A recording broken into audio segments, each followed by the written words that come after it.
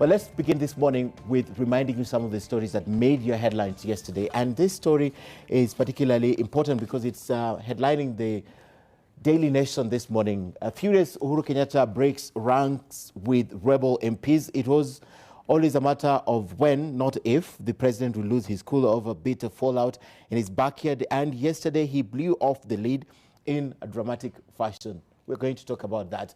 So President Uhuru Kenyatta, in a raw expression of anger, has once again hit out at politicians, especially those from his central Kenya backyard, engaged in the 2022 election campaign, saying he will not sit by as they undermine his leadership. In what appeared to be a thinly veiled attack on leaders allied to Deputy President William Ruto, and which he delivered in his native Kikuyu language, President Kenyatta affirmed he was still firmly in control of the presidency. And his political affairs reporter Kenneth Mureithi was at the meeting and reports that the daggers have been drawn amid rising tension and apparent cracks within the ruling party, with the president's supporters and those of his deputy pulling in different directions. President Uhuru Kenyatta's raw anger manifested today at the annual Akorino meeting at the Kasarani Gymnasium. In an unerring dress down to MPs from his Mount Kenya backyard, the president was reading the Riot Act to politicians who he accuses of abdicating their responsibilities to the people. President Kenyatta, who was the chief guest at the event and who spoke in his native Kikuyu language, said some politicians from the region had chosen 2022 politics instead of heeding to his calls to shun politics. No more than a guganadali and arugaito, Nanogo the Oroka Guito Nane Guirado.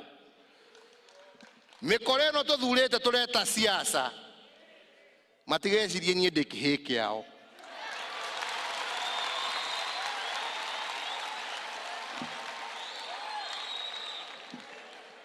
Matiges Yeni de Kehe Natoigua Namatiko Dogamia Barabara de Zoda Keda area de Gukinya.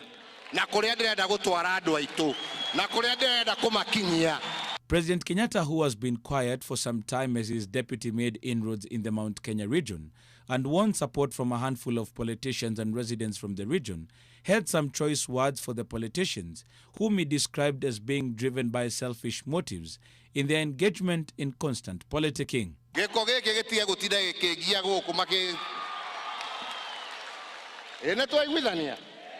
Kenyatta says the same politicians hitting at him in their weekend political meetings, dubbed developmental tours, used his name to win the positions they now hold.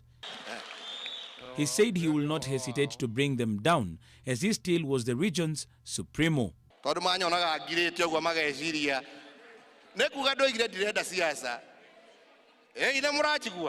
President Kenyatta now wants them to go back to their core mandate, that of working for the people, using the National Government Constituency Development Fund, instead of engaging in endless political rhetoric in the company of Deputy President William Ruto.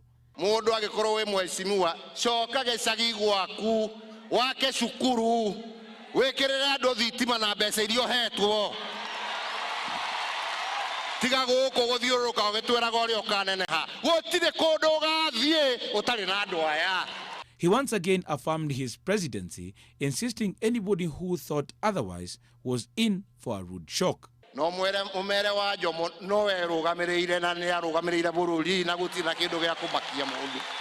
DP Ruto sat pretty as the president vented out his anger to politicians allied to him. Occasionally, he got translations from some who sat next to him.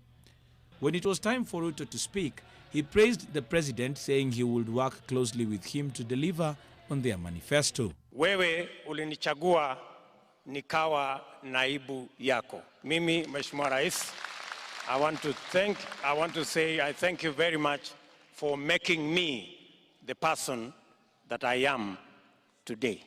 Na kama tutaenda kwa mambo ya referendum, mimi nataka rais, na hiyo ni opinion yangu, mimi naomba rais kwa ile referendum kama ni ya ukweli, yeye bado ni kijana, ni miaka 56, ajiuzulu akiwa na miaka 60. Tuongezee rais mmoja ingine, Kenya iende mbele. According to some politicians allied to President Uhuru Kenyatta, They do believe that these are the first steps he is making in an effort to consolidate the Mount Kenya bloc that has for some time now been considered as politically fatherless. Kennedy Mureithi, NTV at the Kasarani Gymnasium in Nairobi County. All right, at this point, I'd like to bring my guest to speak about this briefly because we still have some stories to tell you. Junior Mulo, the ANC National Youth League chairperson, is here. Nerima Wako, executive director from Siasa Place, and Mesha Kodede, the chairperson of Volunteer Involving Organizations Kenya. Thank you, ladies and gentlemen, for coming. Na Nerima umenitupa sana. You decided not to be coming for Sidebar anymore. You're in Japan. You are in Japan. You're traveling. You're traveling all over. I saw you in Germany again last week. Yeah. So you're traveling. That's why you're not coming to the show. Now, let's begin this. Was the president angry or just expressing himself? Let me hear from you, Juni. I think the president is right, and that members of parliament must understand that Uhuru Kenyatta is the president of this country and is the commander-in-chief of the armed forces. One, what we need as wananchi, we need services. Politicians must realize that time has come that they need to focus in service to humanity. They must deliver on the promises of the Jubilee government, the Big Four agenda, and instead of forming outfits that are not helping anybody. Okay. We should not go around politicking and politics that divides this country. A divided country, you know, it will bring down the economy. A divided country will not be a good environment for business. In fact, I would always say that had it been that Uhuru became president in 2002, when Msale was the running mate, would have had the best government ever. Because as a deputy president, you don't need to insubordinate because that is what is happening. Because I think if Ruto, the deputy president, and the team Tanga Tanga, and other teams that have formed themselves to do politics traversing the whole country, they would have actually supported 100% Big Four agenda and the agenda of the government. Okay. But for now, we have seen politics of division, politics that cannot bring peace, politics that cannot create employment, politics that cannot put food on the table. Okay. That's why we support the president. That message was specifically addressed to certain community, which of course these people have been going there. Some people are asking that they need to be paid their debts. Okay, but this was very explicit, Junior. It was very explicit. The fact that he was speaking in Kikuyu, he wanted the message passed to Kikuyus, right? Let me bring Nerima in. And Nerima, the agreement now is that the president was angry. But why is he angry? At who? First of all, to see our president express himself that way, he's on the edge. He's the kind of personality, we've known him long enough to know that he doesn't involve himself in matters. In fact, he keeps silent. And that's why most times we see hashtags asking, where is our president? So for him to stand up and speak up like that, he's extremely angry, one. He was smoked out by something. He was, and he only does that when he's on the edge, and that's how you know it's not scripted. Nobody wrote a speech about it. It's from his heart, his core, what he feels. It's exactly what he feels. And so I think we need to recognize that there's a shift politically, where people are feeling in their home backyards, they're feeling betrayed. Where even we cannot forget the recent election in Ugenya, with Ocheng winning MP, and how if, as much as Raila Odinga came to the forefront and said, elections, they're winners and losers, and it's a by-election, it's a completely different election. These are things that 10 years ago would be unheard of. Okay. So for people and for our president to speak in his native language, in his home, to his people, he's driving a message across. He specifically said that I am still son of Jomo, I am still king in this neighborhood, and you need to be able to be loyal to your king. What we need to be asking is, has loyalty changed? Is it just about belonging to a particular community? Are people looking at different avenues of loyalty where they feel that they belong? And perhaps that's the politics that we should be talking about today. Okay. Okay, and Meshach, let's talk about the anger. We are going to deal with the other issues. Is the president right to be angry? Yes, I would simply say yes. President is right to be angry. It is in central region where recently there were issues to do with, oh, we have not been given enough in terms of development. Development has gone elsewhere, and we are the ones who have stood behind you from zero to where you are. And now the president has a second term with only 2 budgets to end his term as a president of the country. Actually 3. He has 2. This one, the third one will go to election largely. Okay. He has 2 according to me. Okay. And so the president looks at his people at home and realizing that they have spent more time. Actually, out of every one day of 24 hours, they spend 15 hours politicking about the 2022 elections and who is going to inherit that seat. So president is supposed to be angry because you want him to deliver and you don't give him time. So the other people who opposed him, who did not even vote him, are quiet and somehow expecting him to lead the way on those development matters. But people at home who are also crying foul and saying, you have not given us enough according to what we did in terms of giving you power, are busy politicking. So he is angry. And I think he just went to pull a nganga on them. Hata wengine walikuja na matuta hapa. And I've made you the serious guys you are. You elected because of me. Yeah, almost saying lavish. All right, we're coming back to this discussion, but let's talk more about what happened yesterday. Now, before President Kenyatta's tongue lashing at the Akorino meeting at the Kasarani Stadium, or is it Kisirani? Yeah. It should be. Kasarani. Kisirani. Kasarani. We kept Kisirani, yeah. So before that tongue lashing, Deputy President William Ruto and a number of his allies were in Elgeyo Marakwet, where they dismissed the opposition calls for President Uhuru Kenyatta to endorse former Prime Minister Raila Odinga for presidency in 2022. Now, Ruto accused ODM's Raila Odinga of rocking the Jubilee boat from within, right?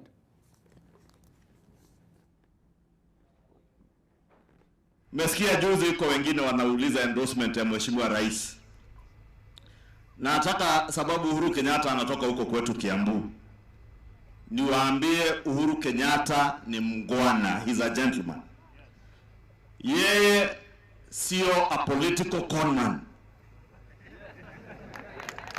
Si alitembea hapa Elgeyo Marakwet na bonde la ufa akasema miaka 10 yake, akimaliza miaka 10 ya nani? Sasa wewe unajichosha unaenda kuuliza Uhuru Kenyatta endorsement ya nini? Uhuru Muigai Kenyatta endorsed William Ruto long time ago. He has not changed his mind. His mind is in the same place, and I am speaking on his behalf. Kama wewe amekutuma kuja uniambie kwamba amekuambia. Chama ya Jubilee ni chama ya kitaifa. Sisi ni chama ya demokrasia. Na sisi kama chama ya demokrasia tutafuata yale wanachama wa Jubilee watatuamuru. Tuende left, tutaenda left. Tuende right, tutaenda right. And on the other side of the political divide, politicians under the Kieleweke banner and who have supported the unity deal between President Kenyatta and ODM leader Raila Odinga say those opposed to the handshake stood to lose out in the 2022 election. The leaders say the path taken by the two leaders had hope for the country's economic prospects. Na mkiona watu wanarandaranda huko zetu bila baba yetu kusema, na baba yetu ni Uhuru, ujue hiyo ni watu wamepotea njia. Sai the country is grappling na shida za high cost of living. Tunaongea mambo ya budget that is astronomically above our means. We are talking about our people being killed kule Mandera na Wajir. Tunaongea mambo ya corruption. Those are the issues inafaa watu watembee Kenya tukidiscuss. Sio wewe kutembea dunia mzima na mamilioni ya pesa na kutusi viongozi wawili. Wale mnasikia wanakosoa handshake kwa sasa, wao ndio walikuwa wanatumia hiyo nafasi kupora na kunyanyasa Wakenya wengine. Kwamba tunataka kuweka Kenya iwe kitu moja. We are leading by example. Tuko hapa kabila karibu 4-5 na tuko hapa kwa sababu ya ile mwongozo waliotupatia Uhuru Kenyatta.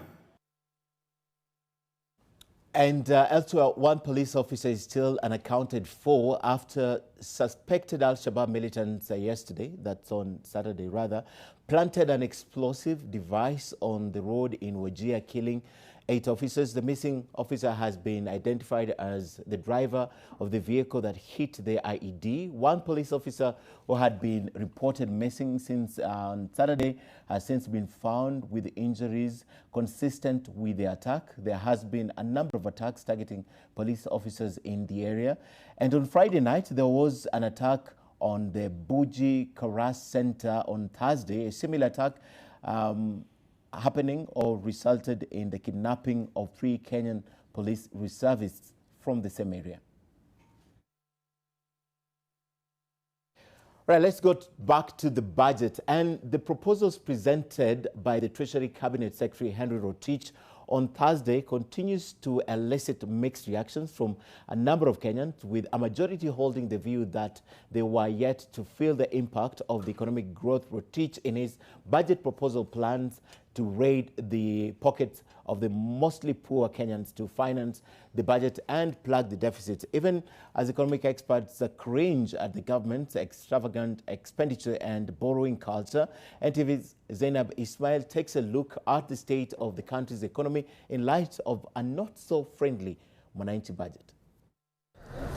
Kenyans have no room to loosen their already tightened belts after the government failed to offer any kind of reprieve in the cost of basic food items such as bread, unga, milk in the 2019-2020 budget. Budget haikusaidia mwananchi yote wa kawaida kama sisi. Manake budget kama tulivyosikia, budget imekuwa ni ya kuongeza kila kitu.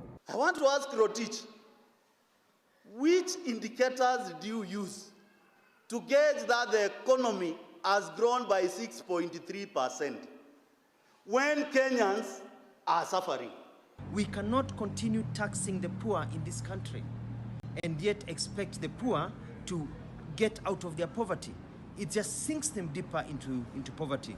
Economists believe a majority of Kenyans have been left out in the grand scheme of things as government shifts its focus on the capital-intensive development projects. I think they'd be forgotten, quite honestly. I mean, I know it's less glamorous than building a railway line, but if more money had gone into the basics of a hospital, primary education, secondary education in the public sector, that's where we really can improve things. We're just too much into these grand projects. In the coming financial year, the government plans to spend 2.8 trillion shillings against a deficit of 607.8 billion shillings, which means the government will have to borrow more money to plug the shortage. And I think with our debt, we've got ourselves into a corner, but we just need to go back and renegotiate it for a longer period of time, and that's all debt, including the Chinese debt. Despite the numerous warnings about the country's spiraling debt level, Rotich maintains the country is still not in the red. Kenya continues to meet its debt service obligation promptly with no accumulation of debt arrears. Public debt is within sustainable levels and the debt burden is projected to decline over the medium term as we implement the fiscal consolidation plan. There's got to be a real, a massive, almost brutal public sector reform. I mean, when you look at government and its efficiency or non-efficiency, what it delivers and what it doesn't deliver, and what that costs, we get poor value for money. Robert Shaw says the revenue target projection by the government is too ambitious and middle and low-income earners will bear the brunt of even tougher economic times. Everybody is cost-cutting. They're not expanding, they're just saying, you know, we're just trying to survive. We've just been through one of the hottest, driest periods for many, many years. And that has made things worse because that's increased inflation and given us all sorts of additional expenses. So we're coming out of that. So really, you know, a lot of people have seen their cost of living rise already, and this doesn't help them now. Zainab Ismail, TV. And in the meantime, ANC leader Musalia Mudavadi has criticized Treasury CS Henry Rotich's plan to raise taxes and borrow some more to finance the budget and plug the budget deficit. Mimi sijui kama hii serikali itaweza kutekeleza hiyo budget, kwa sababu kuna pengo kubwa sana. Hata wakati niliona waziri akisoma hiyo budget, nikatazama mwili wake, body language yake, nikaona huyu jamaa hata yeye mwenyewe hajiamini. Kwa sababu kuna pengo, hiyo budget wanasema ni trilioni 3. Kuna pengo la 700 billion. Alafu anasema hiyo atajaza hiyo pengo kwa kuzidi kukopa. Right, an update from the Judiciary that has approved about 30 Court of Appeal judges. Now, this morning, the recruitment of the Court of Appeal judges began at their headquarters at the Reinsurance Plaza, and 35 candidates are lined up for interview between today, that's the 17th, and the 1st of July.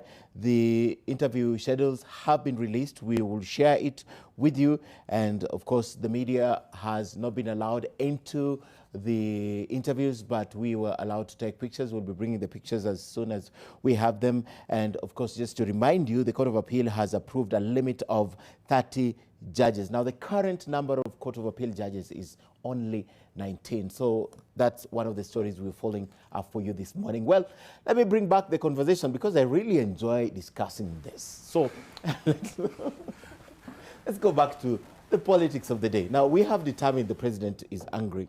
There is this school of thought that the fact that the deputy president, first before I go to that, that attack or that riot act that was read, a lot of people will say it was not just meant to the foot soldiers of the deputy president, but it was actually straight meant for the deputy president. Do you agree? Of course, we look at that point, but at the same time, as I've said, that the fact that the president is lenient, it does not mean that he's weak. The fact that he's silent, does not mean that he's a coward.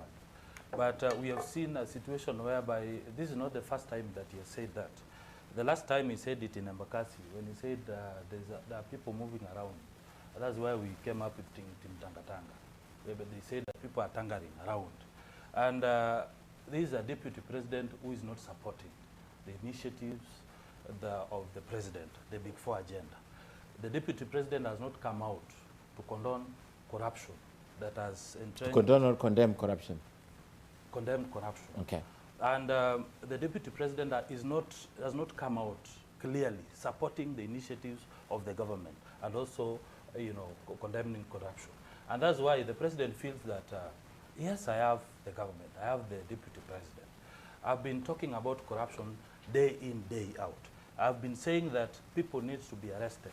We need to shun away from this act of stealing money every year, every time, every month.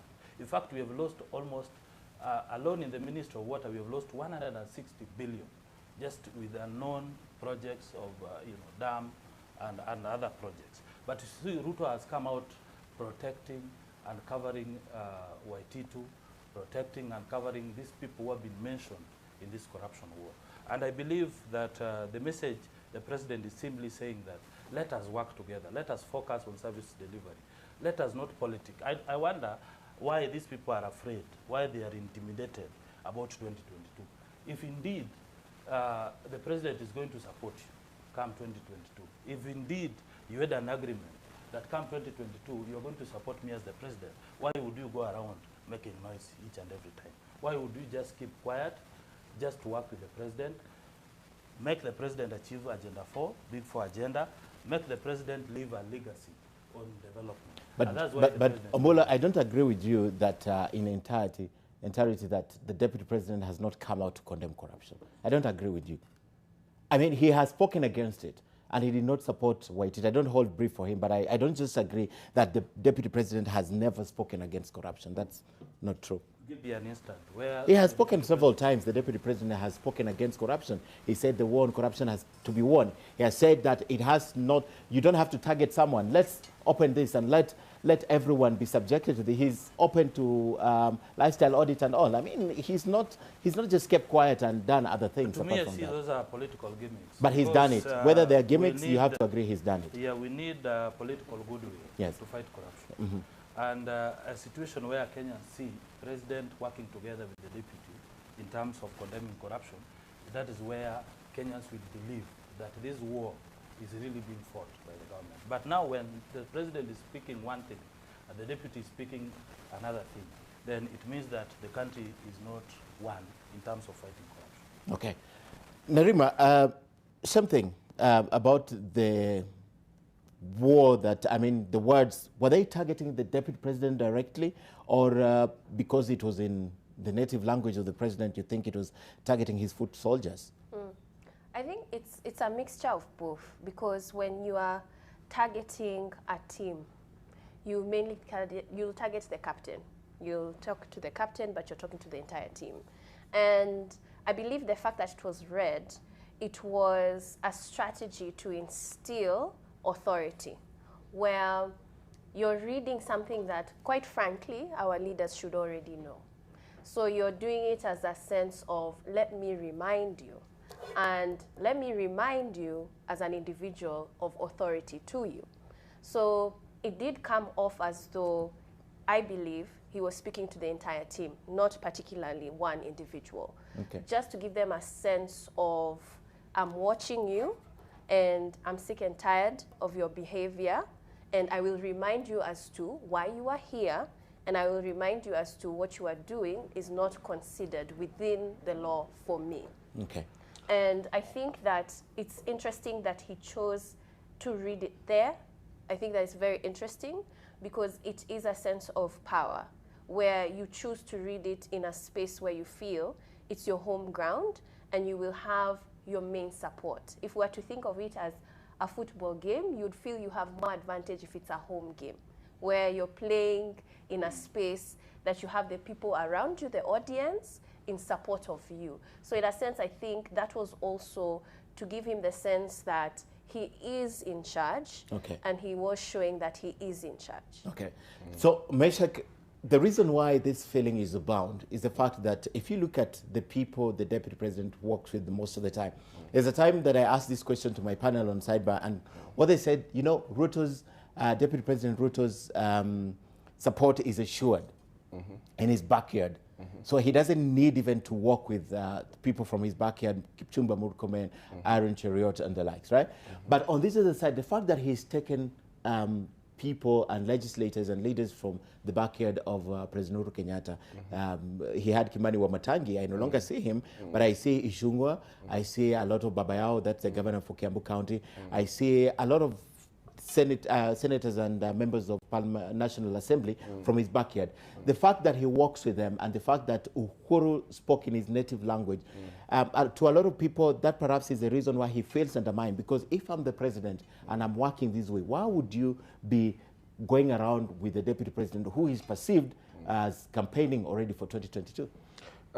You know, I think DP, like the instance of yesterday, found himself in a very unfamiliar place where somebody is definitely trying to discipline his family, and then you found yourself in, and so you can't come through, even though the people who are disciplined are your friends, and you feel like maybe it is unfair to them. But again, this is your friend, this is your boss instilling discipline at home, so you have to keep quiet. And if you look at those clips, the eyes tell, the eyes of the DP tells how he felt. But then what you are saying is true. The reasoning here is these people are the ones talking about 2022 succession politics. DP goes in the name of launching a project or development. Then DP keeps off politics of 2022, but ushers in his people to talk about politics of 2022. So DP comes back and goes to the press and say, I am loyal to my boss. I am loyal to my boss whatsoever. So he keeps the same narrative. He keeps the same narrative of, I'm loyal to my boss. But the action is not telling loyalty at all. Okay. The action is, I will always keep people from his backyard. Much as you say he is more assured of his support at his backyard, that might be, but it might also not be true. It could be taking the war to his boss, because if I am able to take your own people from your backyard to go and talk about politics in your backyard, even though I'm trying to keep off, they talk about everything and then I come crown it saying, I am loyal to my boss. Siasa tumeweka kando, we are working. Tunataka maji, tunataka shule, tunataka all this, so that it resonates with the Big Four agenda, but in reality, the action tells opposite. This would make President very angry. The fact that he mentioned the name Jomo, and the fact that he says that, I will go to every place that these people have been. What does that tell you, Nerima? He wants to undo something that has been done? He's not undoing. For me, I believe that he was putting a stamp on it, because we understand that in that locality, Jomo is extremely important. Founding father of the whole country, but there's a particular passionate linking toward it. There's a sense of pride, and you cannot deny that. So for him to mention it over again, it's almost like he's igniting it in his people to remember. Remember where we've come from, remember what we did to get here, and remember where we're going. So I think that's why he mentioned it, and saying that he is the rightful authority right now for where I stand. And that's the sense of, it's almost symbolic of religion, to where when you use your father's approval, like if we were to talk about it with the Bible, Jesus using his authority, that it's God who has brought him here and he is the Son of God. So you are to follow him because he is divine. So it's almost religious in an aspect, to where he's reminding his people that I am the chosen leader, I am the son of that who was chosen, that created this very country. Okay. Omolo, you share the same sentiment? Yeah, of course. Just as he said, even Jesus whipped the members of the church because they were doing business. They went contrary to the expectations and the law of Jesus Christ. Because what we want to see as Kenyans, we want to see these people moving around, not only launching projects, but also advancing the agenda of the Jubilee government. Creation of 800,000 jobs to the young people. Opening offices, youth fund offices to those constituencies. Advancing the CDF manifesto, another youth fund manifesto, so that people can put food on the table. But what is happening, I think Ruto has realized that he's not going to get support from his boss, or maybe those who gave him that assurance. And that's why maybe he's moving around, because what he wants to achieve in 2022, he wants to get the highest members of parliament, senators, MPs, and MCAs, so that maybe come 2022 he'll be a very powerful opposition leader. Because maybe that is where there's that itch, and also there's that intimidation. Because why would they do that if you are assured of the support of the president? Can I think the president was a bit consistent in his message yesterday. I will go to all these places these people have gone. And above that, he mentioned categorically that you think you're so famous now, and you think you're going to be so powerful.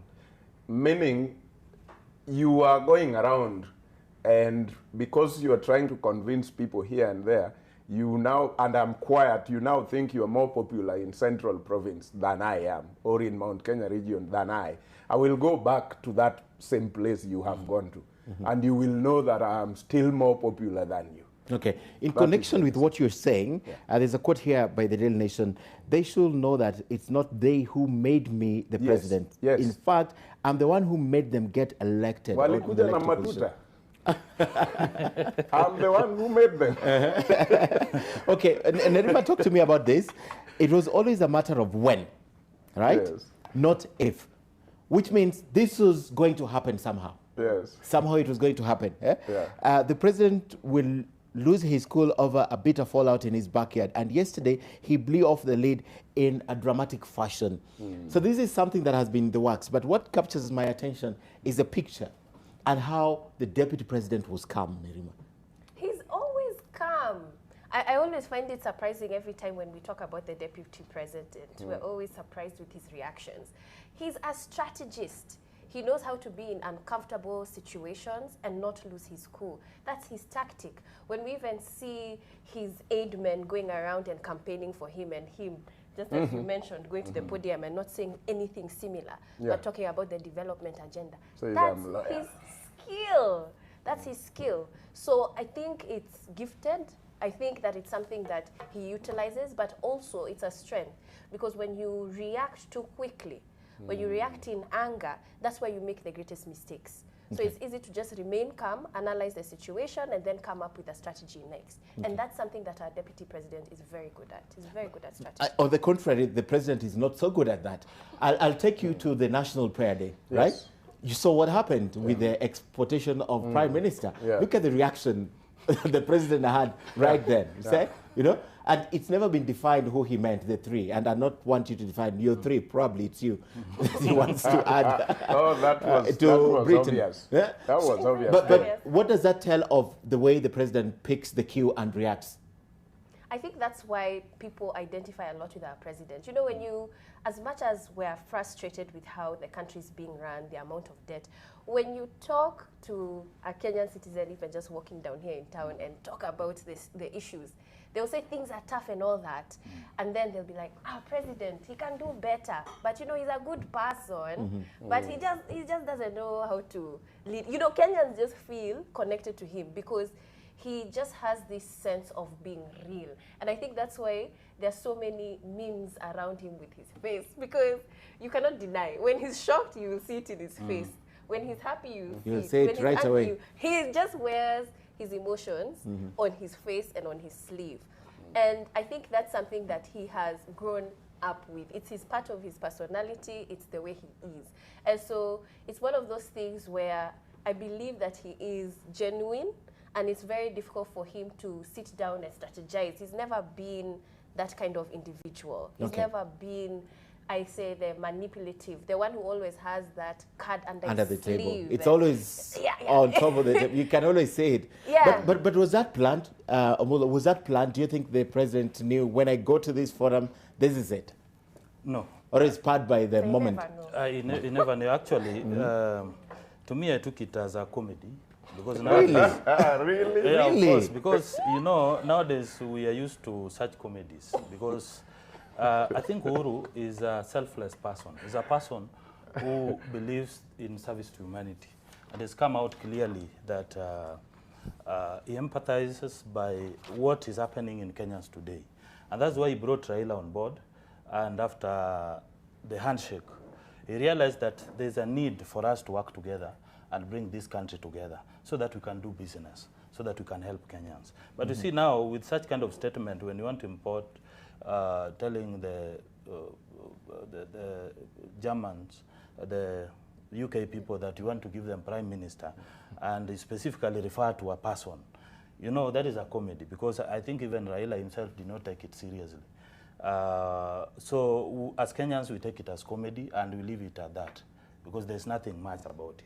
So I think Ruto is just paranoid about the current, you know, unity between Uhuru Kenyatta and Raila Odinga, and he believes that maybe Raila has been put there to checkmate him, so that whatever put by who?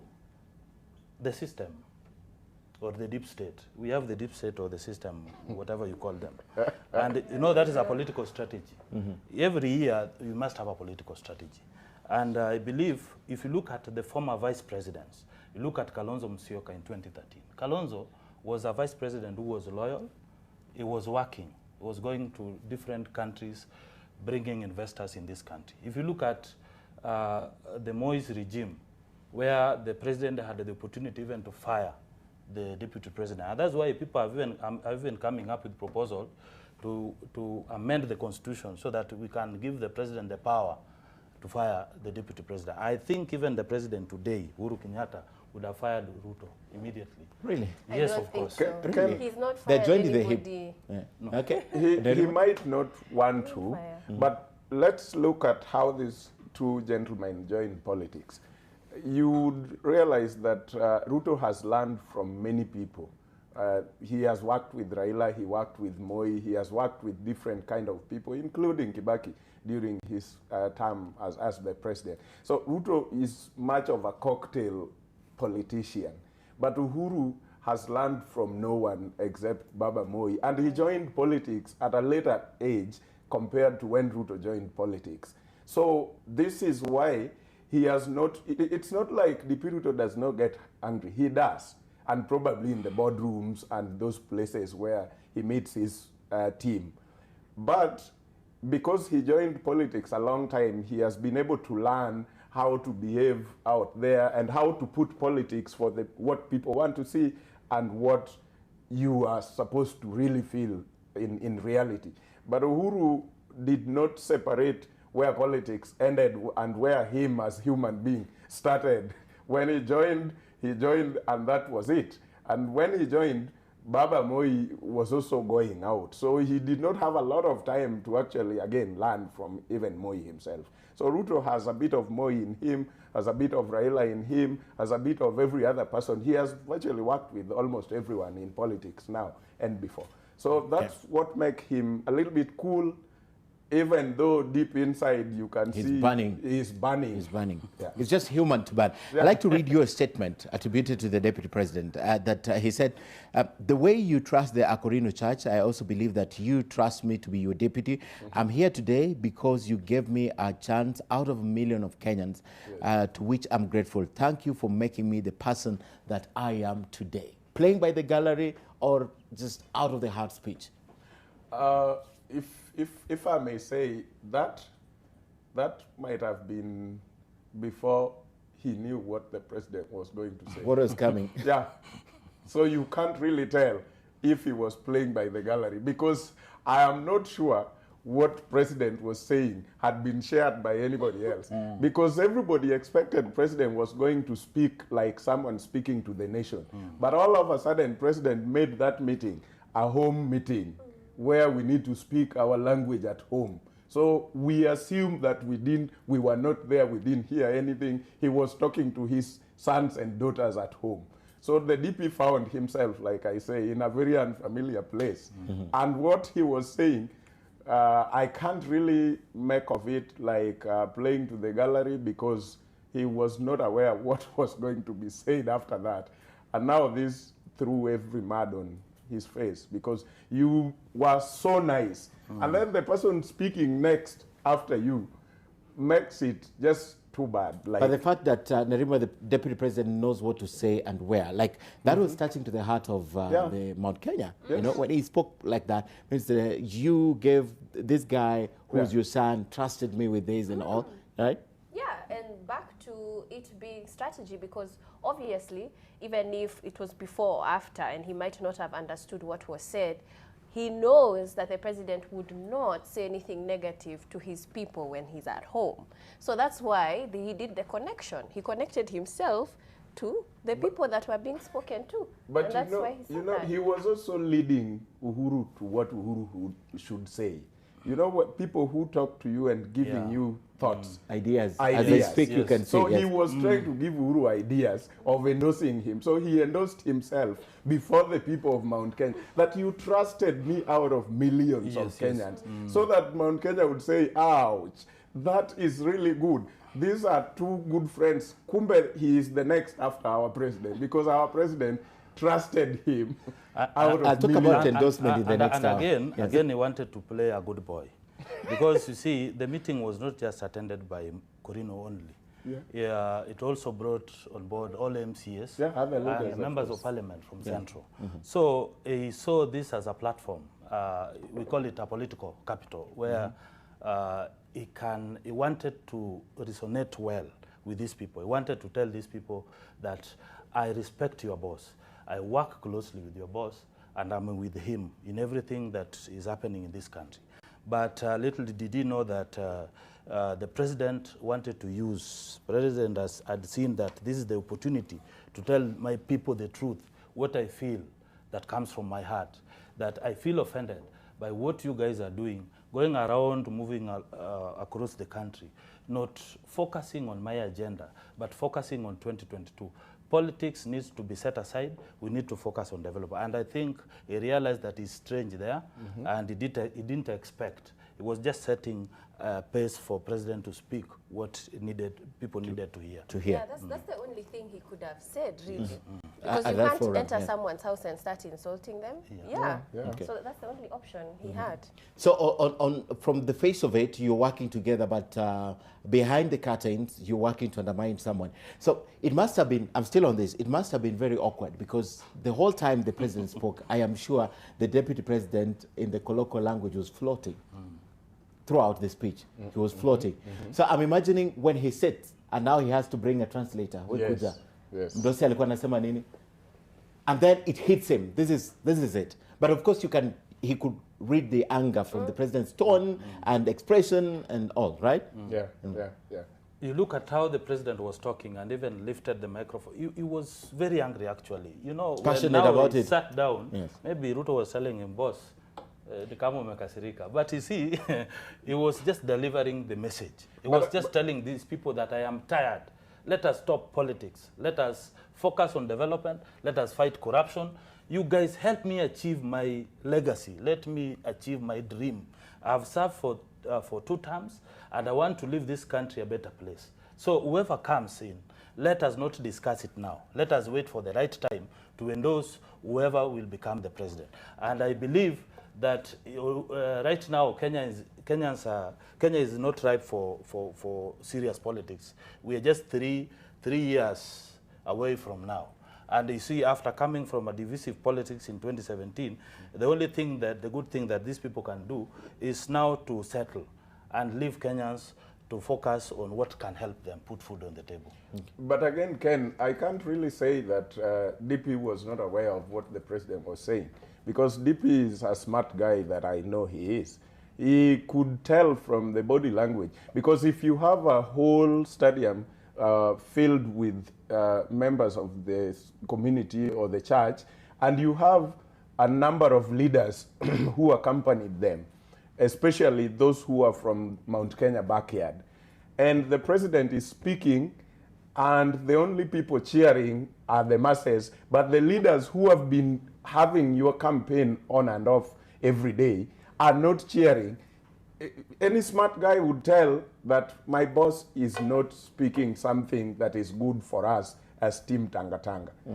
He could tell from there before even translations could tell from the face. Because you could see in Ndindi Nyoro, you could see Kimani Ichung'wah, yes, you could see if you are the DP, and realize the way they look at the president and they understand the language, even though the masses are cheering, I am in deep problem here. I don't think he went back home to look for the translator. He knew it from there. In a few minutes, let's just discuss this. That message was also punctuated by the support for the unity deal between him and Raila Odinga. Yes. That was also significant at the place. This is just to prepare the stage, because the next hour I want to talk about what happened in Kisumu at the burial of the mother of Peter Nyang' Nyong'o, right? So if you looked at the speech wholesome, there was that aspect of you need to support what I'm doing with Raila Odinga, because this is what I intend to leave for this country when I exit, right? Yeah. In fact, what they're doing with the Raila Odinga after the handshake, I think I will talk from the point of, my party. As much as there was a handshake, which actually has brought tranquility and peace, which is a good environment for investors and also development of this country, as much as it is not structured, as much as there's no serious agenda set for Kenyans, I think there was this called building bridges, which has been moving around collecting views from Kenyans. But from the sources that we've had is that Kenyans are specifically asking specific questions. 1, on corruption. 2, on the cost of living, And the president is just giving a message that, I tried my level best. I went down as a president of the Republic of Kenya, I shook hands with the person who called himself the people's president, and we came together. What I needed is, I thought that we were going to create peace so that we develop and achieve what we had promised Kenyans. But now, what is coming in, that I thought had left politics aside, you guys are coming in, reviving the politics of division. You are attacking Raila directly. You are attacking other people who are supposed to help me achieve all these dreams. And that is why he's trying to support this initiative, that handshake, because he needs an environment that will enable Kenyans to do business. A divided nation will bring down the economy. As I've said, we are currently having a lot of debts, a lot of borrowings that have currently demoralized Kenyans, and actually has denied us, put us in a bad picture with international relations. Because currently what we need to do, from the budget that was read, you've realized that it is going to put a lot of emphasis on VAT, which now will increase the cost of living, and a lot of prices will rise on the basic goods. So Kenyans right now, I think a paradigm shift is coming in, and Kenyans believe, and they want a leader who will now present their views, a leader who will focus on how best they can work together and build this nation. Okay, okay, okay. Any comment on that unity deal? Or we should take a break? I think basically the president has, again, been consistent about their handshake thing. From the first time after the handshake, he went to parliament. All other forums he has been to, speaking to the public, he has mentioned that. Actually, in parliament, he said, we are not going back on this. Exactly. We're not going back on Yeah, this. so in every forum, he has made it known to Kenyans that our handshake is here to stay. And including yesterday, when he was talking about the path I have charted for my people, he was basically talking about something that is happening and will continue happening going forward. He means it, and if anything will change, we will see. But for now, people can still trust that that is what he means. Okay. Yeah. And he said, now I'm back into politics. All right. Unless you have a comment, I'd like to take a break. When we come back, I have several things I want to talk about. But just to mention, Nerima, the fact that Sonko mentioned it again, I know we're discussing in the next hour, that the president is too young. He mentioned this at JKL some time ago. He's mentioned it in the show here. And also, Francis Atwoli has mentioned this. And I think the referendum proponents have also mentioned something in terms of the structure of the government after the referendum, right? Does it bother you that they keep on bringing this, or they're speaking about someone's reflecting or mirroring someone's thoughts? It does bother me because we are basing our decisions on age, yet there's a lot of ageism in this country. We're saying that our president is currently too young to retire, but then we don't encourage young people to enter powerful leaderships because they're young. We're very quick to tell young people they're too young to enter particular positions, yet we're encouraging somebody to remain in power because he's too young to retire. I think we should question what we say as a people. It seems it's for particular individuals, it's fair, but for others, not so much. And I'm saying that in a sense where if we were to talk about our president being young to retire, that's great. But I feel we do not encourage young people to enter positions of power young. Okay. So we are actually contradicting ourselves. How do you say that and Omolo Jr. is the National League chairman for the Amani National Congress? How would you say that? That I can enter, because even when we talk about political parties, I can even mention how particular youth wings do not even sit in NEC. Really? Or do not even have power in executive committees. It's a name. It's just a name. Actually, she should ask me. It's not a name. It's practical. I see him moving a lot with Musalia Mudavadi, the party leader. I think it's very powerful. It's real power. He's on national TV. Actually, I'm the most active and powerful youth leader in this country. Okay.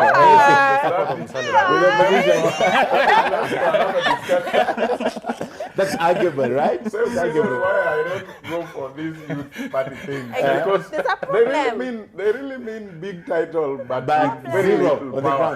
I'm shocked what he doesn't exactly sit on can you execute, even as a secretary You general? cannot execute anything. Actually, Sifuna is really young, I think under 40. Yeah. Look, SG of majority party in the You country. know how Sifuna got that position? Yeah. Yeah, of course. It's not that it was, we believe in you as a party, we'll elect you as a... nothing like that. Really? Nothing like that. Okay, great. So, let's take a break. We are coming back with that discussion because it's a big discussion in the country and perhaps something that might be a reality, you know. If President Uhuru himself has said, I am not interested, I haven't spoken, you haven't heard it from me, that I want power after this, right? So let's take a break. When we come back, we want to discuss that endorsement question.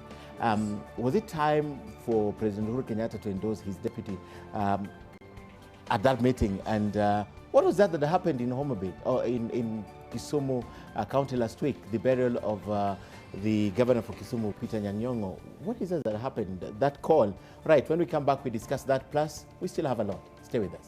Right, back to studio, I have Omulo Jr., who is the ANC National Youth League chairperson. He says the most powerful position of the youth in the country. I'm not contesting that. I have Nerima Wako, Executive Director, Siasa Place, and Meshak Odede, the chairperson from the Volunteer Involving Organization. They're all here to help us discuss the politics of the day. But first, before I speak to them, because I want to speak about endorsement and the fact that there are leaders in this country who think President Uhuru Kenyatta is still young and should not leave. I'm wondering if he's young, how old I am. Let's speak now to Salim Odeng. Salim Odeng is a regular contributor in this program, and also we sometimes host him, and he speaks a lot about political matters in the country. Good morning, Salim. Good morning, Ken Mijungu. How are you? I'm fine, thank you. How are you? All right. Yesterday, I bet you what was happening with that summit or conference or meeting with Akorino, and the president was visibly angry. I want you to try and put what happened yesterday to perspective. What happened really? Yeah, actually, Mijungu, if you followed very carefully, and actually taking from the kind of interview that I had with Okukusa previously, yes, I indicated that there is need for president to tame the deputy president, because in a way they have agreed as the duo that they want to deliver on the legacy promises that they made to the country and their projects that they are implementing across the country. On one side, the deputy president has told that line. He is busy campaigning for 2022. And in the spirit of building bridges initiative, and in the spirit of cohesion and a kind of a smooth running of the nation, that is not moving well with the same spirit. So I think what the president was doing, and again taking cue from what I said, that the president is unable currently to sack the deputy president. The constitution does not allow him to do away with the deputy president. Were we to have the previous constitution, what Uhuru Kenyatta would have done yesterday was to fire Ruto and appoint a new deputy president. But the constitution does not allow him. So the only thing he can do is now to read that riot act to him, to tell him that I have talked about this, that you tone down on the political rhetorics, so that we concentrate on delivering with the people of Kenya. But in the event that you are not listening and you are continuing with this kind of politics that in a way is equally divisive and preempting the 2022 election, then the only thing I can do is that I have to tell you openly that I'm watching and I'm really concerned, deeply concerned as the president. So I think Uhuru was equally doing that yesterday so that Ruto and his team understand that enough is enough. I think I've had this talk with you for so long, and if you're not listening, be aware that I'm following.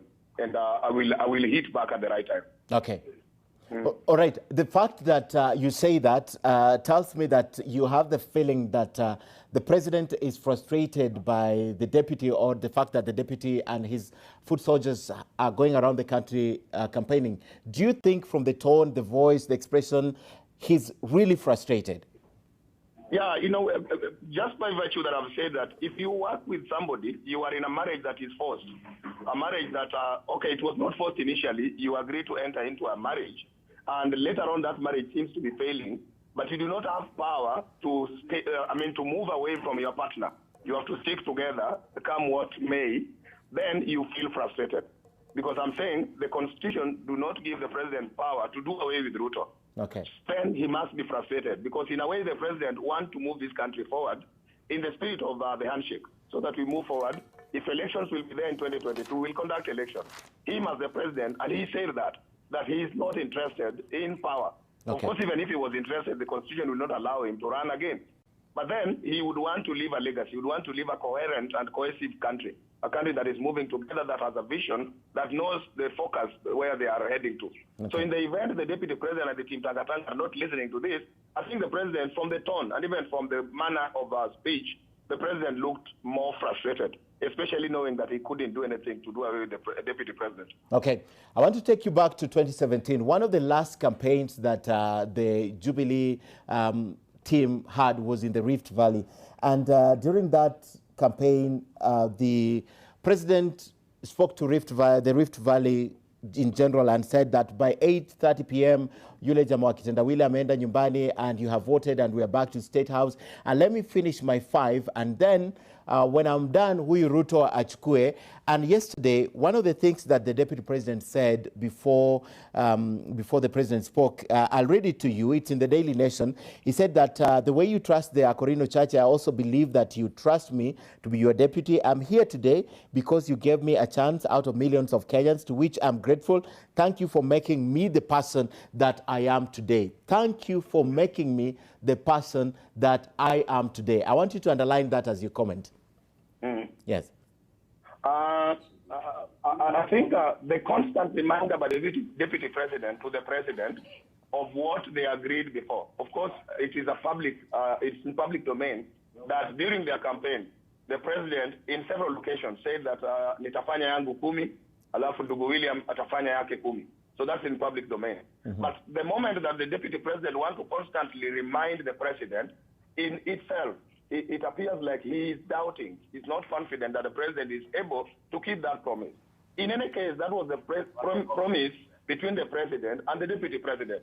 It was not a guarantee between the president or the deputy president with other people or any other given community to vote for him. Okay. Because votes cannot be transferred. Even if they were to be transferred, in some cases, it is the community that gives you guidance. We are all aware that in 2007, William Ruto was not supposed to support Raila Odinga, but his community of Kalenjin forced him in a way that they untwisted him to support Raila Odinga. So there are circumstances where the community itself would push a leader towards a given direction.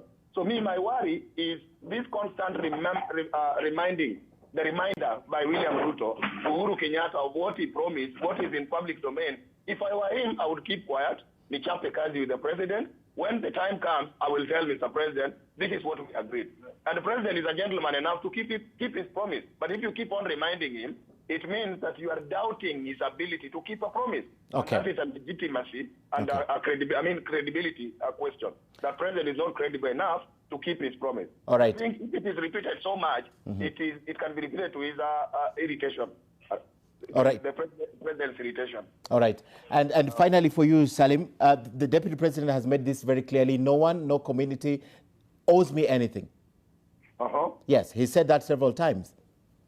But you see, when he says that, to me, I just because I want us to look at what he says when he goes to Central. And when he meets the people from Central. And even the people, his foot soldiers. Okay. Sometimes you don't need to look for the dog owner.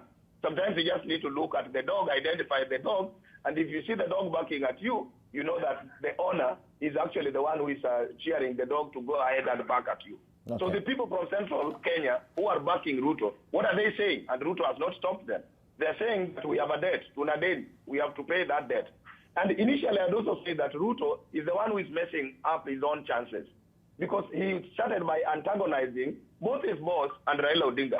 And I had said this severally. Antagonizing them by saying that those are part of dynasties, that him is not a dynasty, and yet he's working with Uhuru Kenyatta, and you're calling him a dynasty. And they're saying time is now right for people who are hustlers to ascend to power.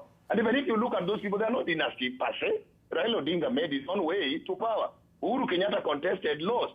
He really struggled his way up until he got where he is now. He didn't inherit anything from Kenyatta. That when Kenyatta died, Uhuru became the president, or when Jaramogi died, Raila has not even contested in Bondo. Raila had never inherited anything from Jaramogi, politically speaking. So when he started that debate, that was a very antagonistic kind of debate that puts him pits him against the president and Raila Odinga. Okay. And if you do that politically, then you are setting up yourself to be attacked. And that's now the fate that has befallen him. All right, Salim Odeny, always a pleasure. Thank you very much, Salim Odeny, contributing from... Nobody owes him, but the underlining tone behind that is that he feels the people from central Kenya owe him something for making Uhuru Kenyatta the president. And I think Uhuru Kenyatta addressed that himself yesterday. Yes. That you, the people, you are the ones who made me the president, nobody else.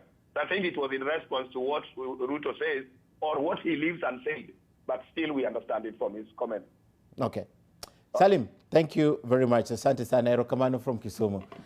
All right, that's Salim Odeny. Do you share the sentiments just before we go to the endorsement thing? Let me begin with Omulo. Yes, I think he's just said what I said. If Uhuru got that opportunity to fire Ruto, he would have done it. But because the Constitution does not allow, maybe it is going to be very hard. But what we need to know is that a time has come when the Kenyan people, because we must talk for the people, that we are saying that so far we believe that the Jubilee government has failed. We have the burden of the huge debt in history, in post-independence history in this country. We are struggling with huge corruption. People are stealing money here and there. There are no job opportunities. And Uhuru Kenyatta wants to leave a legacy. And he has realized that as much as he wants to leave a legacy, people are still traversing this country. People who are supposed to help him fight corruption, people who are supposed to help him attain this legacy are not interested in his quest to achieve his legacy. And that is why he's so angry. And I believe what he's saying, that Ruto needs to be tamed. And all the Tanga team, in fact, it's not even Tanga. I still even believe that there's this even women outfit that is called Embrace. There's another one that was currently, last week were in Malindi, that is opposing another Embrace. So you find that the intention of this outfit is not to help, help Uhuru Kenyatta. They are there to do politics. And that's what we are opposing, and we support what Uhuru did. And we need also to caution these politicians that let them go back to their community, let them go back to their constituencies, let them provide services, let them help the people, let them discuss the budget. In fact, before this budget is passed by the parliament, let them scrutinize this budget. So that their budget Kamkunji is beginning today, right? Yes, let them, that is what they need to focus on. Okay. Let them discuss what is important for this country. Okay. There's something I would want to something I would want to say. When the president when the deputy president says, "Thank you for making me who I am," I was telling Nerima, who is he? Because that would also be rhetoric. If I am too bad, still thank you for making me this bad. I am. Okay. Because maybe you taught me all this. No, I think he was explicit. He said, out of millions of Kenyans, you chose me to be the deputy president. So it was about him being the deputy president, not anything else. That is okay. That is okay. But then let me go back to that.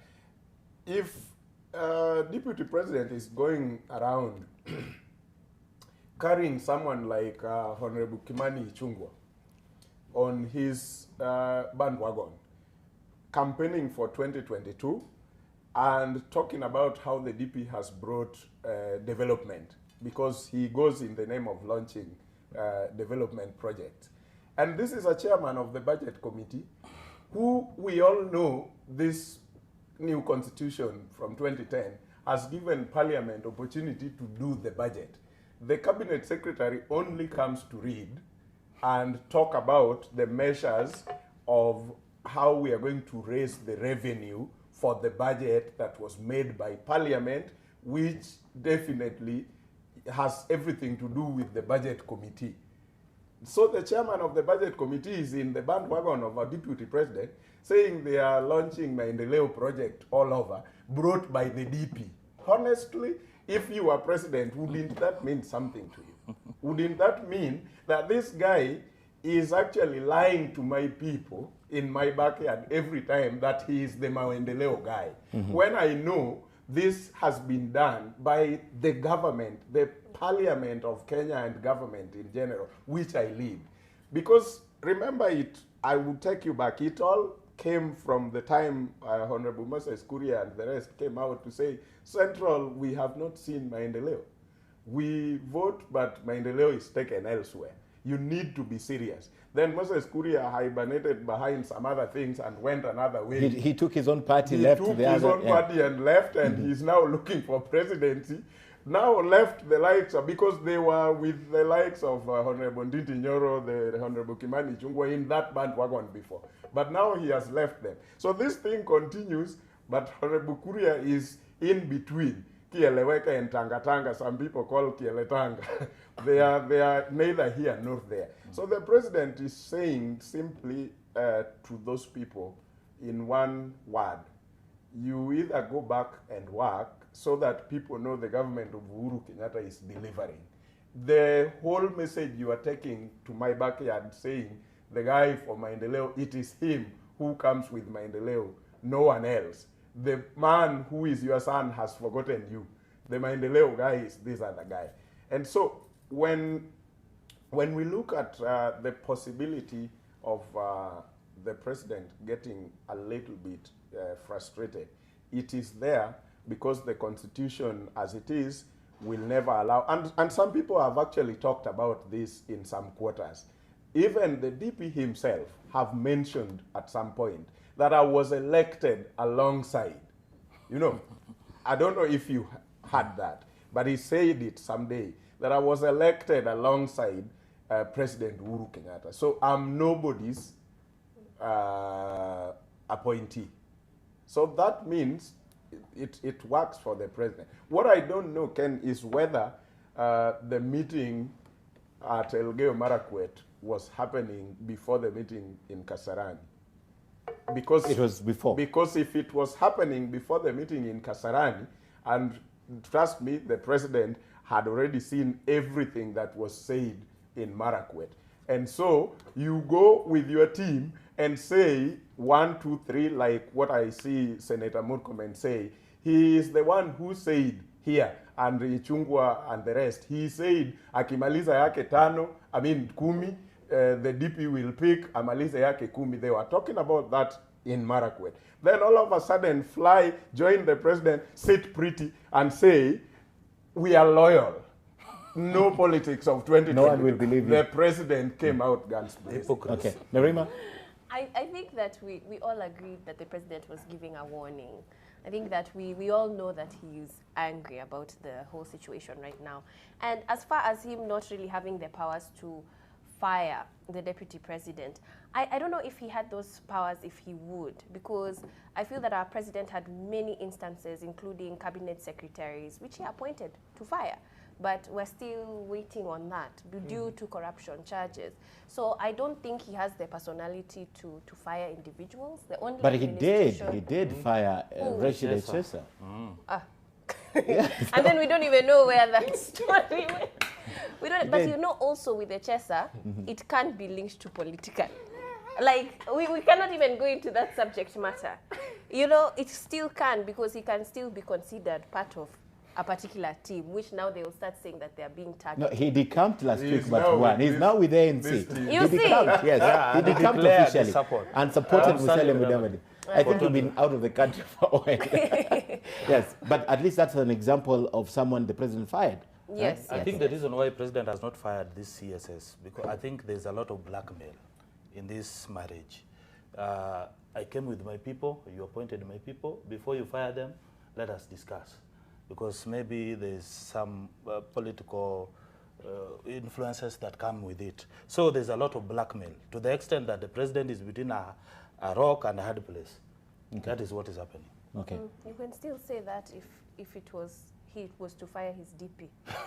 I mean, you can still use the same excuse. Then that means that we cannot fire. Like. I think the DP is more of the fact that it's a constitutional office. They're joined at the hip. They're elected together. Yeah. So the president has 7 million votes. The DP has 7 million votes. You cannot separate it. But ladies and gentlemen, I'd like to discuss what happened in Kisumu over the weekend.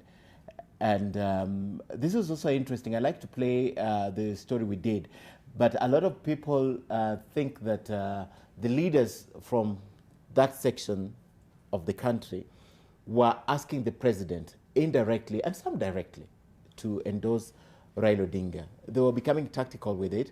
And the fact that the president has also been very solid about the handshake, dismissing anyone who wants to undermine it, and all that, it also tells of a particular thinking that the only reason you're working with Raila, because right now there is Jubilee A and Jubilee B, and Jubilee B, whether they deny it or not, I've had leaders here have denied the existence of A and B, but there is a split, and we could even see it yesterday. So before we discuss that, let's watch this.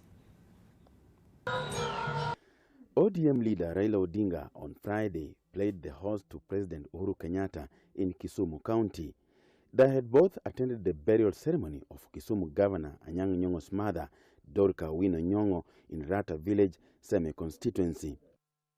The head of state once again maintained that he is determined to take the bull by its horns on matters fighting corruption, as Raila stated that corruption has brought shame to the nation. Tukasema hatuwezi kubadilisha maisha ya Wakenya wetu kama tutaendelea na mambo ya ufisadi katika taifa letu la Kenya. Na tukasema tukifaulu na mambo hayo matatu, Kenya hii itabadilika. Tutaweza sasa kuwa na afya kwa watu wetu. Tunaweza kuhakikisha ya kwamba uchumi umepanuka na vijana wetu wameweza kupata kazi. Lakini haiwezi kufanyika kama wezi ya mali ya umma imefika kiemu ambayo imefika katika Kenya hii.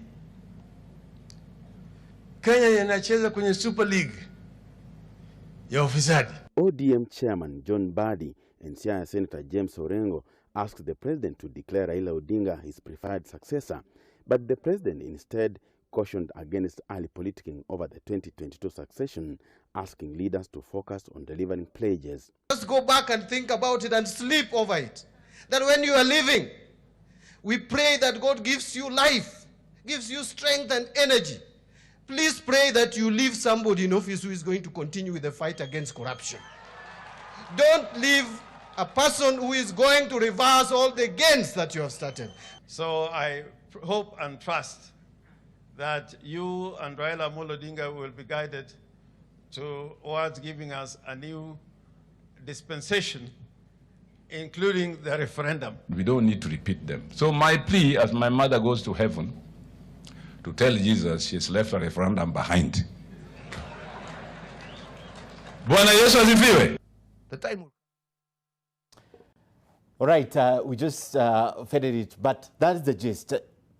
All of them wanted President Uhuru Kenyatta to endorse Raila Odinga, and straight over the weekend, we saw the reactions at that call. But I want your thoughts on this, the fact that they used the backyard, just the same thing that you were talking about, Ruto using that platform to ask President Uhuru Kenyatta to go explicit and endorse him, and relate the two. Let me begin with Mesha.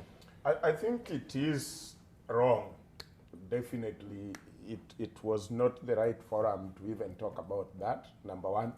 Number two, the people who are supporting Honorable Raila have always said they want to give opportunity for the president to deliver to the nation.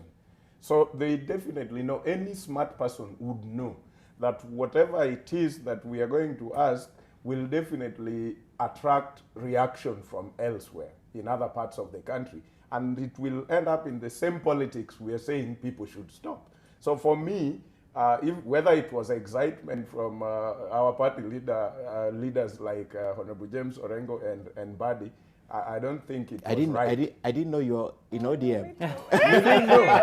I didn't know you're in ODM. At least you've declared it. This guy is in ODM. He was hiding. Yes, he was hiding. Why hide? Oh, so you're in ODM. All right. I have been in ODM. ODM, okay. Yes. All right. Nerima, you are scared. Interesting. No, not scared. It just makes me think about things differently. Differently now that when you hear him speak, right? Because now we know. So, Nerima, same platform, different audience, but they had that opportunity to drive their agenda. Yeah, and I think that the president made a wise move by not continuing the conversation because it would go against everything he's been saying that the other team should not be doing. And I believe that it shows clearly that we are already campaigning for 2022. It's not now one-sided. It has been looking like it has been one particular side that has been aggressive about it. But now that we can say that now we're seeing another side picking up the conversation and saying that this is the opportune time to be able to push this agenda. It's very difficult to say that the president would be in Kisumu soon. I don't think that there will be another kind of opportunity. Funerals, frankly, unfortunately, are the places where deep politics is spoken because now you have everyone attending and wanting to be there. And now what they've done is instill that conversation now in the deep grassroots community for people to just sort of think about, and it's going to be now in people's conversations going forward. They have done what they wanted to do. And probably they've achieved it, because then the discussion, they leave Seme village and the discussion is, umlisikia, rice. I think there's nothing big there. Those are comedies. Those are political theatrics. Those are political theatrics meant to please Raila Odinga. Because you remember, Badi is looking for governorship. Nyang' Nyong'o, has he declared? These people want. Has Badi declared? Yes, of course. These people want to remain relevant in Nyanza politics. And the only way is to tell Uhuru to support Raila so that they are seen in that audience that they are standing with Raila and they are always supporting Raila. A time is long gone when Raila used to carry people's hand and say that you are endorsed and you become a governor. People have changed. You saw what happened in Uganda. People change. People nowadays electing people based on development record and what they believe in. And if we are talking about endorsement, the only person who should be endorsed, and I can say this without contradiction, is Honorable Musalia Mudavadi. The reason is, during Moi's era, Mudavadi, when Moi was almost impeached, Mudavadi came in and he brought the economy to almost 7%. He came up with the KRA, gave people PIN number, and we collected the highest revenue. During Raila's time, Musalia Mudavadi helped him build ODM, and he made him to be the candidate that people wanted to become. During Uhuru, Ruto, the ICC saga, they came to Musalia Mudavadi for the rescue, and they even wanted to endorse him.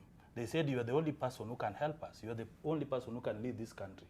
And he's a selfless leader who has stood with all these leaders. He's not that aggressive. He's not so much personal on these issues of politics. That's why if we are to endorse anybody, conveniently forgetting a lot, some parts. Of course, but now if we are talking about endorsement, the only person who should be endorsed is your party leader. Is my party leader, His Excellency Musalia Mudavadi. I know you will not say otherwise.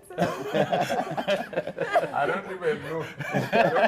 If we should be discussing endorsement. Okay. Now that we have concluded that endorsement, we are saying let us not do endorse anyone. No, I'm saying if it is about endorsement. No. If you are talking about endorsement, because even those people are talking about endorsing Raila, Uhuru endorsing Raila. So we are talking if it is about endorsement, but we are not looking for endorsement because we are coming up actually actively, and my party leader has come out actively to defend the people of Kenya.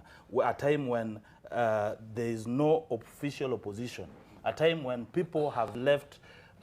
Those who are supposed to go to Canaan are left in the land of Jericho, and they are currently dining and wining with the Pharaoh. He's the only person who has remained with the people of this republic. Where did he remain? Musalia is pretty much behind Raila Odinga. No.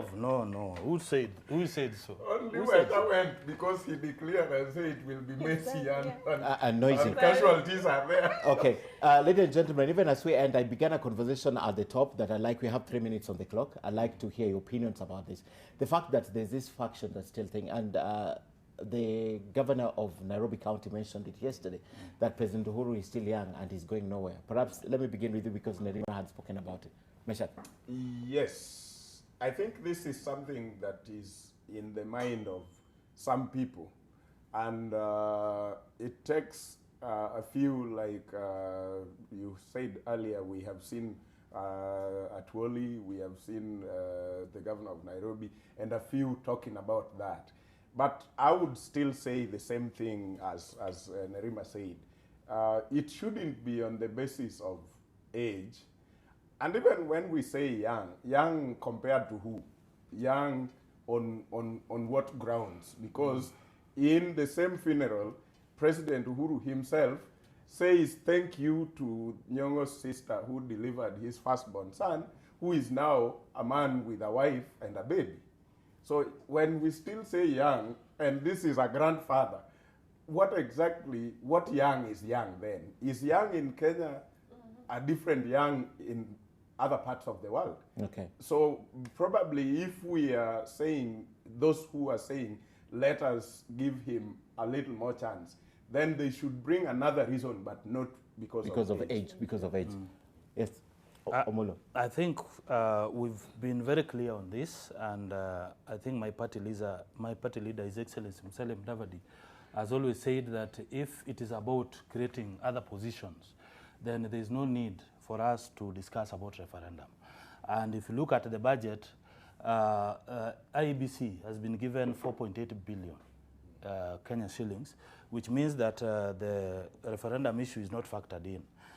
We would argue in different ways, but you see, at the end of the day, it will come back to referendum, which we believe that we are not interested in creating other positions, but there are a lot of underlying issues that Kenyans need to discuss that should go through amendments. So it is very clear that we should not be discussing about creating positions of the Prime Minister or position of the President, and also all this system in the name of building cohesiveness and also inclusiveness. People together. So what we need to do is discuss real issues that are affecting Kenyans, real issues that are affecting Kenyans. Even before that, we also need to discuss the money that was allocated to IEBC, the 54 billion that was used during the other election. How was it used? Yeah, we need even to audit this before, and also rearrange IEBC before we go and discuss this referendum issue. All right, close the show for us. IEBC last week said we have 10 names out of the 97 applications, and we are beginning interviews, I think, 24th to 26th of this month. Nerima, final words, just in a minute. That's a difficult position to be in. It would be interesting to see the interviews, but I feel that IEBC has more problems than the leadership. Okay.